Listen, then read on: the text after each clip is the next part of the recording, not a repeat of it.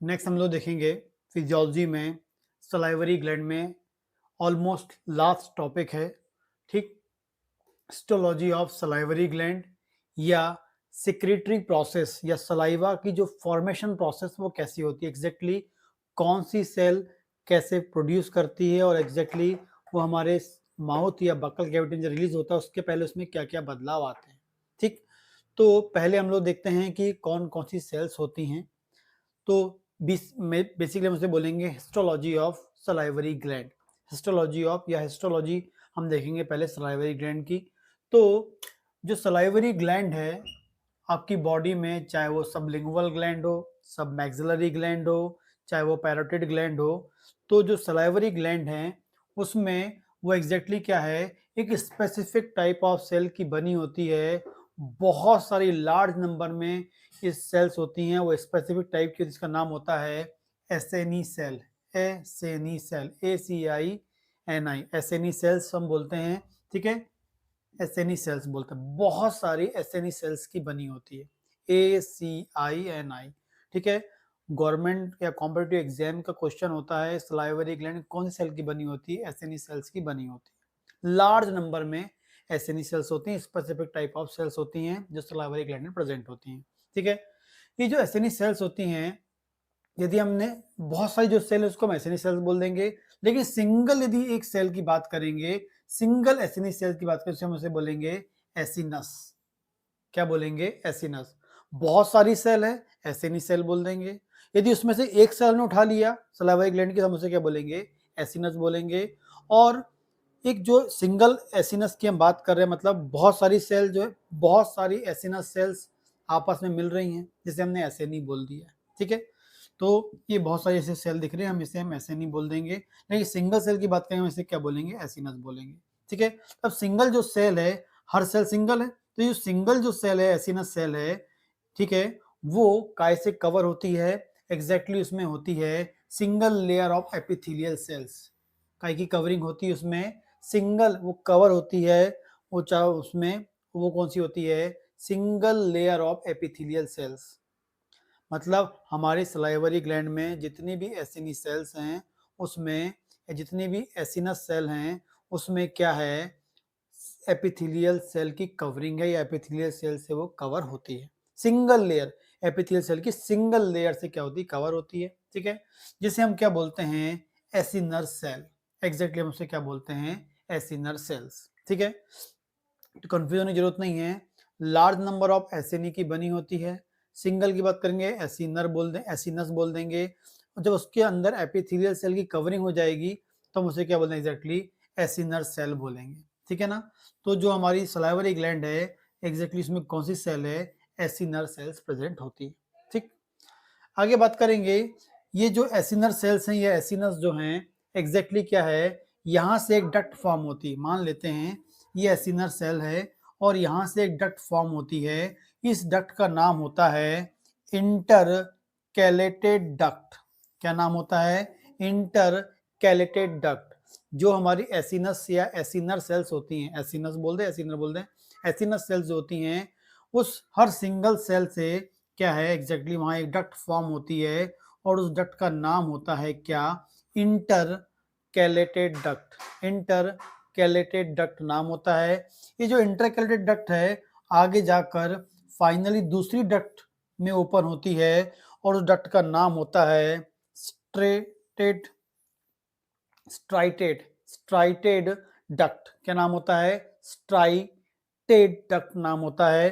ठीक है, striated duct जो है उसमें ओपन होती है। एग्जैक्टली बोलेंगे ये एसिनर सेल है। यहाँ पर क्या बना आपका? इंटर कैलेटेड डक्ट फॉर्म हो गया, एक डक्ट फॉर्म हो रही है, हम क्या बोलेंगे? इंटरकैलेटेड डक्ट बोलेंगे। आगे जाकर एक और डक्ट फॉर्म हो रही है जिसे हम बोलेंगे स्ट्राइटेड डक्ट बोलेंगे।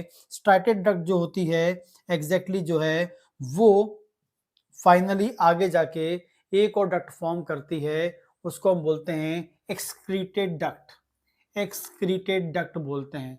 तो सलाइवरी ग्लैंड के अंदर यदि आप माइक्रोस्कोप में देखेंगे, सलाइवरी ग्लैंड स्टडी करेंगे तो एक सिंगल सेल को देखेंगे, सलाइवरी ग्लैंड की एक सिंगल सेल को देखेंगे तो हमको एसिनर सेल मिलेगी, एसिनस सेल मिलेगी। एसिनस सेल है उसमें से एक ट्यूब लगेगा, ट्यूब निकलेगा वो जो है उसको हम बोलेंगे इंटरकैलेटेड डक्ट बोलेंगे। उसके बाद ये जो इंटरकैलेटेड डक्ट है दूसरे ट्यूब में ओपन होगा, उस दूसरे ट्यूब को हम क्या बोलेंगे, स्ट्राइटेड डक्ट बोलेंगे।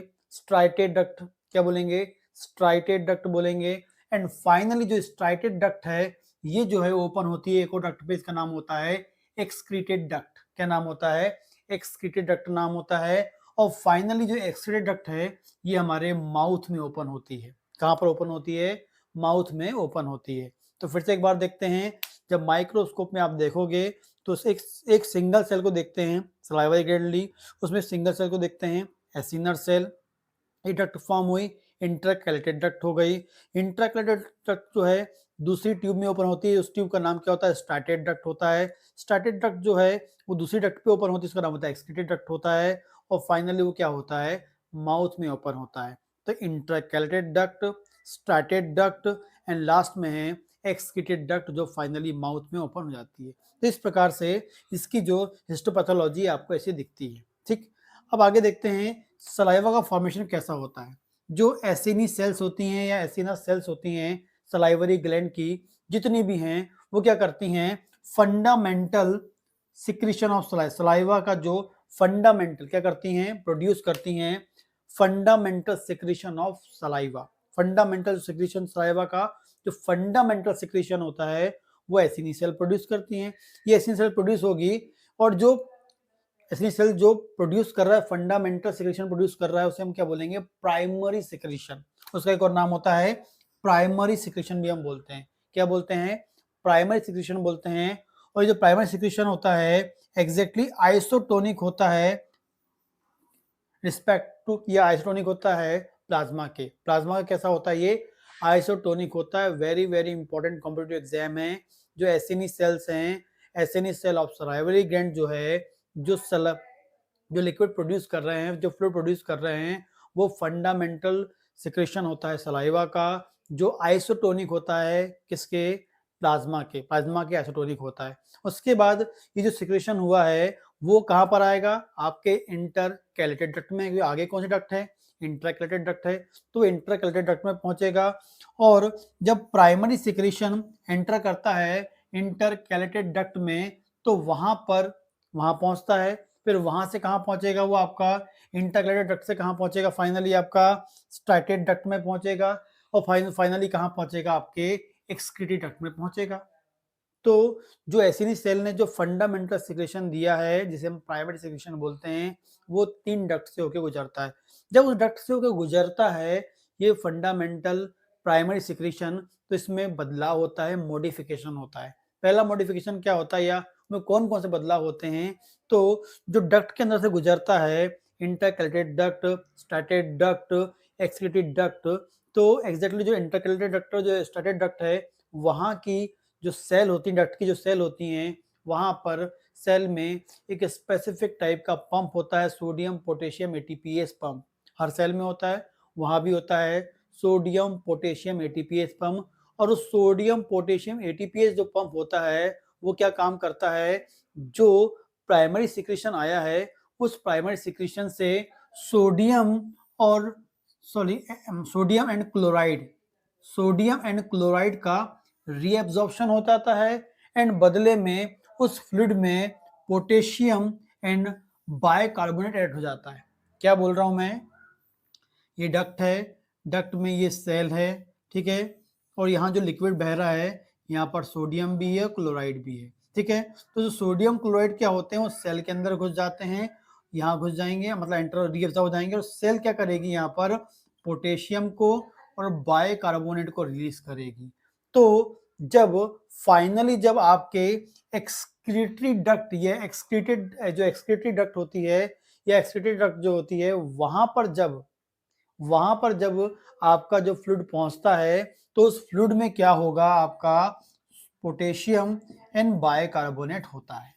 तो जैसे ही आपके एसिनर सेल से जो फ्लूइड निकलेगा, जिसे हम प्राइमरी बोलते हैं, फंडामेंटल सिक्रीशन ऑफ सलाइवा बोलते हैं, उसमें सोडियम और क्लोराइड होता है। लेकिन जब ये फ्लूइड आगे की ओर पहुंचता है और जब बिल्कुल माउथ में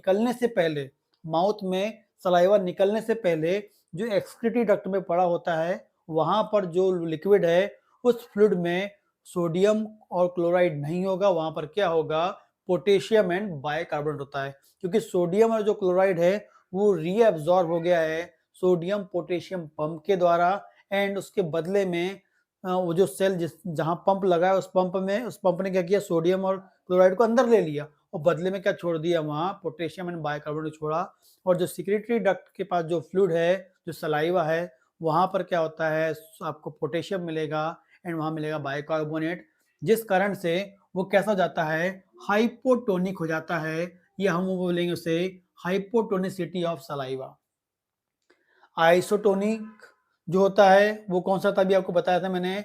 आइसोटोनिक जो था वो प्राइमरी था, मतलब जो एसिनी सेल से बिल्कुल जस्ट निकला हुआ था, और जो एक्सक्रीटरी डक्ट में आ गया है वो है हाइपोटोनिसिटी। ठीक है, ये आइसो क्यों था, क्योंकि यहाँ सोडियम और क्लोराइड था, और हाइपोटोनिसिटी क्यों हो गया, क्योंकि यहाँ पर सोडियम क्लोराइड नहीं है, बदले में कौन आ गए, यहाँ पर पोटेशियम और बाइकार्बोनेट आ चुके हैं। और जो पोटेशियम बाइकार्बोनेट क्यों आए हैं, क्योंकि वहाँ सोडियम एंड पोटेशियम जो आपका एटीपीएस पंप होता है वो क्या करता है, इसको करने के लिए रिस्पॉन्सिबल होता है। ठीक है, तो इस प्रकार से जो हमारे माउथ में सलाइवा रिलीज होता है वो हाइपोटोनिसिटी होती है, हाइपोटोनिसिटी ऑफ सलाइवा होता है, या प्लाज्मा से कंपेयर करें, क्योंकि इसमें सोडियम और क्लोराइड नहीं होता है, उसमें पोटेशियम और बाइकार्बोनेट होता है। तो इस प्रकार से हमारी बॉडी में सलाइवा का फॉर्मेशन होता है। फिर से एक बार देखते हैं, हमारी सलाइवरी ग्लैंड में एसिनी सेल्स होती हैं। एसिनी सेल्स क्या करती हैं, वो